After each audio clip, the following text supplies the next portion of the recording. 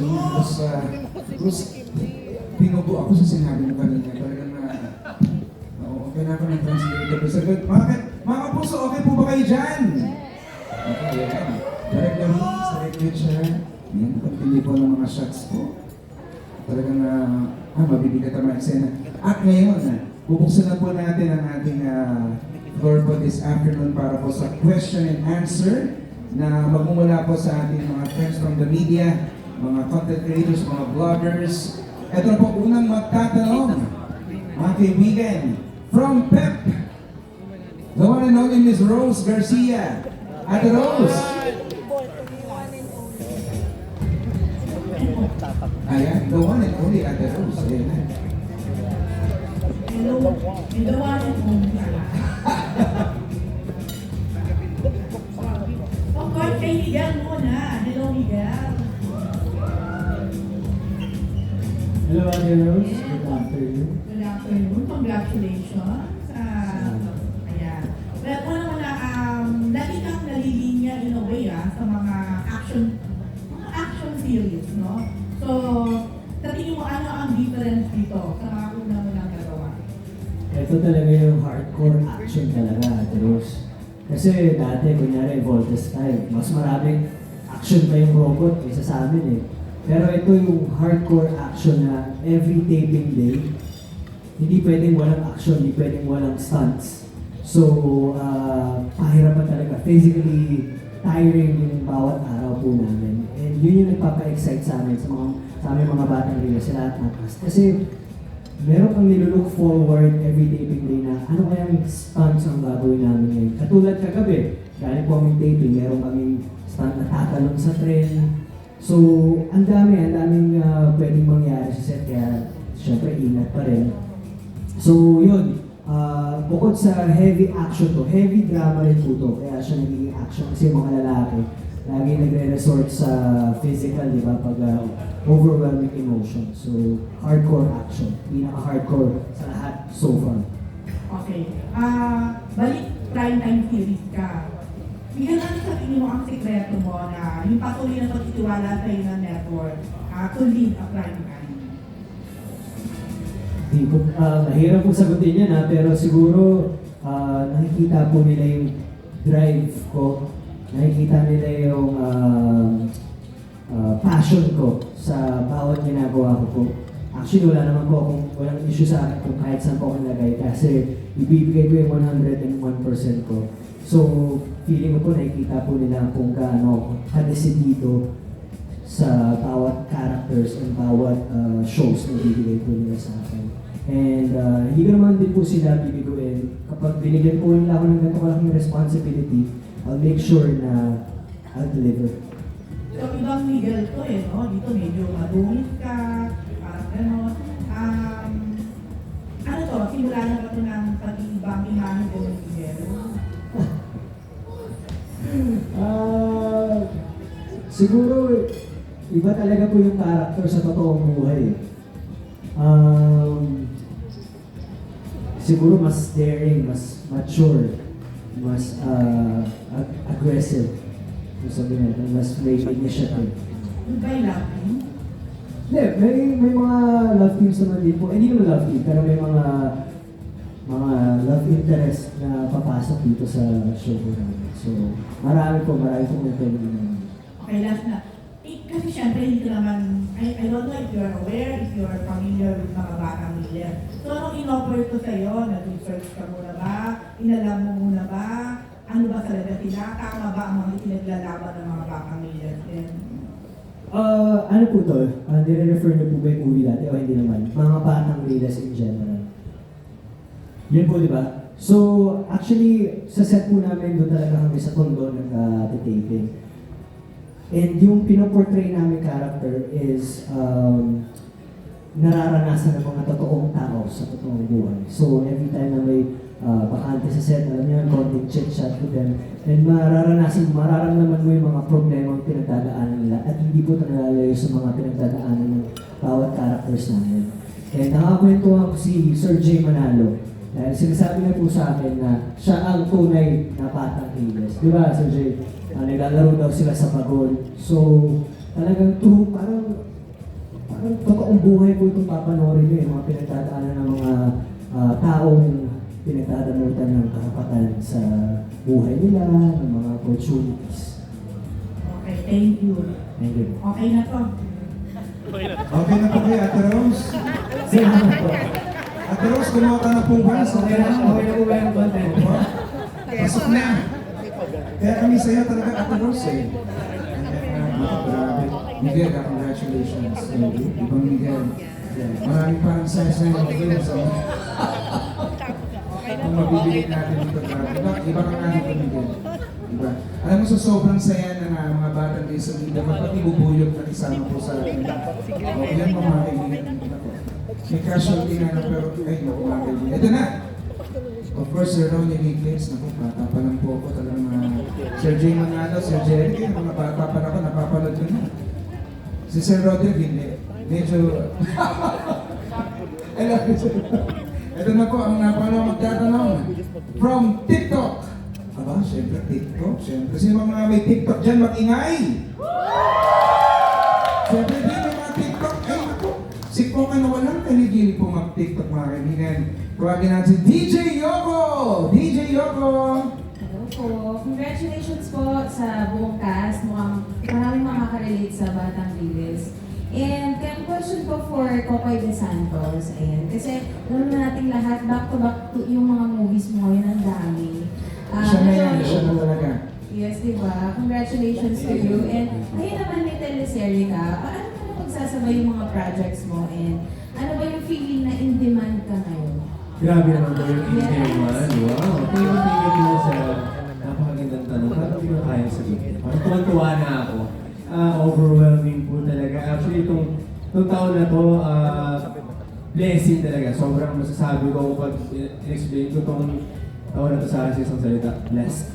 Malala. At paano ko po nakakaya? Sa tulong po ng aking kong manager, shoutout to Boss Rick. Yan. Sa Boss Rick.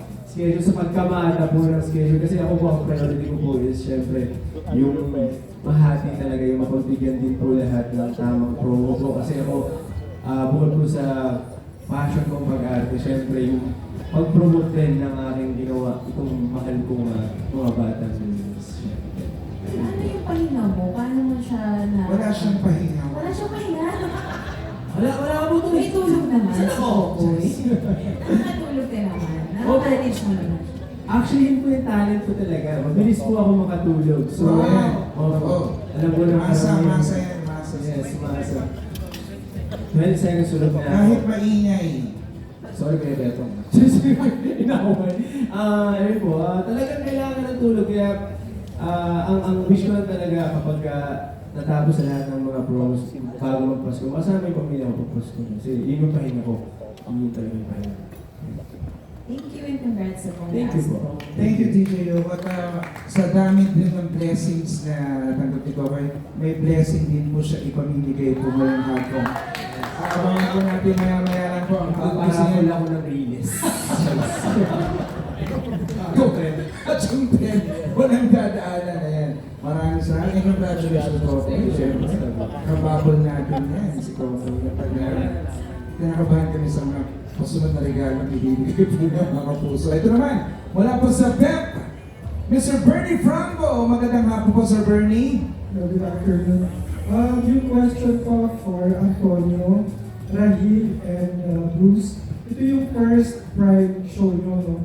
So ano yung pakiramdam nung nalaman nyo na kasama kayo dito? Tapos ano yung mga ginawa yung preparations? I mean, yun nga po, first time namin. I was in shock nung nakuha po. Nung nalaman ko na parte po ako sa mga batang ligas.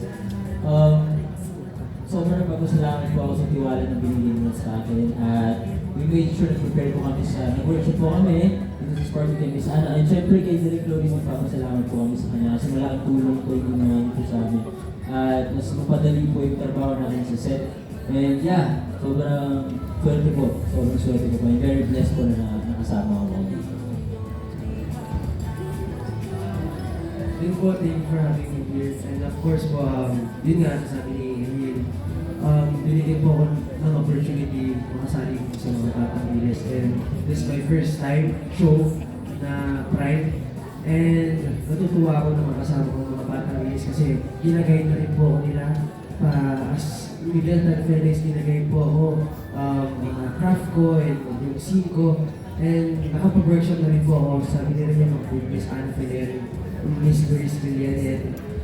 Super kahanga po. Thank you po. At gagawin ko po talaga yung 100% for this show po. Yun po. Thank you. Bruce, in English. In English daw. Hindi, baka tumugo lahat ng ilong eh. Hindi, ang reaction ko dito nung binigay sa akin yung role na to, I was sobrang blessed din. Kasi may kwento ako, hindi ko alam kung naalala mo to. Pero this was Sunday Pinasaya. And magkakasama kami ni Miguel dito sa stage 4 years ago, 5 years ago.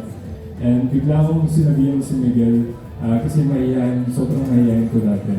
And nilapitan ko si Miguel and I told him na, alam mo, idol talaga kita. Feeling ko you're gonna be a bigger star. And grabe, sana maka-work with yun. Hindi ko alam kung naalala mo, doon yun eh. Doon tayo nakatayo eh. Naalala ko pa. Dito mismo. Hindi, kung saan nakatayo. Basta, seryoso yun. So now to be part in a show with Miguel and all of these stars, that wonderful directors. This is such a dream come true. And I can't wait na makita ng mga tao yung show na to. It's star-studded, it's full of action drama, and it's gonna be relatable to everyone. Kaya super blessed. And katulad ng sinabi na yung preparations namin with Director Steven, with Sir Ronnie Ricketts, sobrang intense na mga workshop namin. Pinagandaan talaga namin to. So yeah, yun po. Thank you. Very well said, Bruce.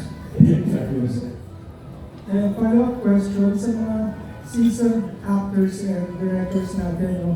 Ano yung observation nyo dito sa mga youngsters na to sa kanilang dito sa show? And then, do you have any advice pagdating sa showbiz journey nila? Ako, dito na magkakaalaman. Sino mo na ang gusto sa pagod? Isa-isa ko na si Sir Roderick, Desiree, Jay, Jerry, Sir Richard, Caritoris, Sir Ronnie, tsaka si Deanna. Sir Jay, yan mo na po. Maaga na po. Basta ako pagka naka-extend ako silang lahat, lagi silang kayo. Yun, ba? Always ready. Palakpakan naman tayo sa mga kapuso. Sir Roderick, Ako naman, first time no? First time ko silang magtrabaho. Honestly, siyempre sa simula, medyo hesitant ka pa sa first day dahil hindi mo sila masyadong kilala. But as the taping goes, parang nakikita mo na mukhang handa yung mga bata. And aside from that, I think they went through a certain parang training or seminar or workshop. So, sa tingin ko may karga sila. May dala sila at ang gusto ko lang sa kanila, seryoso sila sa ginagawa nila. Kasi kung hindi sila seryoso at hindi nila mahal yung ginagawa nila, syempre alam lang natin kung anong kalabasan. Pero pag minahal mo ang trabaho mo and you're dedicated at may respeto ka sa mga kasamahan mo, I think they will go a long way. Lalo na si Mates na nakikita ko laging nakakasa. Lagi ko sinasabi sa kanya, nakakasa siya at yung mga kasamahan niya. At tinitingnan ko, meron play time, di ba? Nangyayari naman yun kasi nakaka-board naman kung buong naghihintay ka hindi ka maging masaya. Pero nakita ko pag sinabing ready, take, they're all ready and prepared. thank you, Sir Roderick. Miss Desiree. Sabi nga ni Kuya Dick, I actually had the opportunity to be with these boys under the workshop with Director Steven. And doon pa lang, nakita ko na yung sincerity nila, na gusto talaga nilang maging mabuti sa craft nila. And they're really dedicated, and I'm very proud of these boys. I mean, I actually told them before, nung press con pa lang, nung story con namin, I told them that, you know, enjoy every single moment because this is the start of their rise as artists in this industry. And thankful din ako kay Direk Richard, Director Reese, and Direk Ralph because without them, talagang sila yung nag-guide sa amin, sila yung kailangan talaga namin sundin para ma-capture namin yung essence ng show na to. And we're very proud to be part of it. Thank you, Ms. Desiree. Sir Jerry Guzman. Yeah, gaya ng sinasabi ko lagi, mahalin nyo lang yung trabaho nyo. Yung pakikitungo nyo sa mga katrabaho nyo, hindi lang sa mga artista, kundi mga tao sa mga crew. Actually, I was once like them before na hesitant din ako minsan bumate o mag-approach sa mga artistang malalaki. Pero minsan misinterpret nyo yun, mababait yung mga bata nito. At mabilis ko naman sila nakapalagayan ng loob. Actually, madalas ko silang kakwento. And I believe they will go places. Basta maintain nyo lang yung magiging humble nyo. Ganyan lang kayo, huwag kayong magbabago, malayo mararating nyo. Yun, kaya sinabi sa I would like to take this opportunity napapasalamat din ako sa mga directors natin, sa mga co-artists na puro professional. At syempre kaya Maestro Ronnie Ricketts, papasalamat din ako dahil sinag-choreograph ng mga fight namin, sinag-direct ng fight namin yung nakaraan. Iniwan ko lang sa kanya lahat. Hindi naman niya ako pinabayaan. Salamat, Maestro. Thank you, Sir Jerry. Maestro! Ay, si Miss Diana. Ayan, ang nagustuhan ko sa kanilang lima, syempre nung sa workshop una namin pagkikita, nakita ko yung dedication nila sa gusto nilang maging result dito sa show namin. And especially with Miguel, kasi nakasama ko siya since maliit pa siya, nakita ko rin yung transition niya pagdating sa pag-arte. And I'm very blessed na kapag ka-eksena ko siya, talagang may nahuhugot din akong mga emotions from him. Congratulations, Karen. Maestro, Ronnie Ricketts. Maraming salamat. Una-una sa GMA for this opportunity. It's my first teleserye after so many years. Hindi kasi ako tumatawag ng TV series. It's the first time why because I believe in his voice. Yung unang-unang nilapit sa akin ito, niresearch ko sila. Hindi na yung role ko. Sila, si Direk, sabi ko first time dito makasama. Excited ako makasama si Jerry. Of course, si Jay, nakasama pa na. Si Roderick, hindi ko nakasama. Si Diane, the other guys here, no? But looking at it, nung una mo siya nakita, kala nga nila masyado kung seryoso o siga when we have our first training.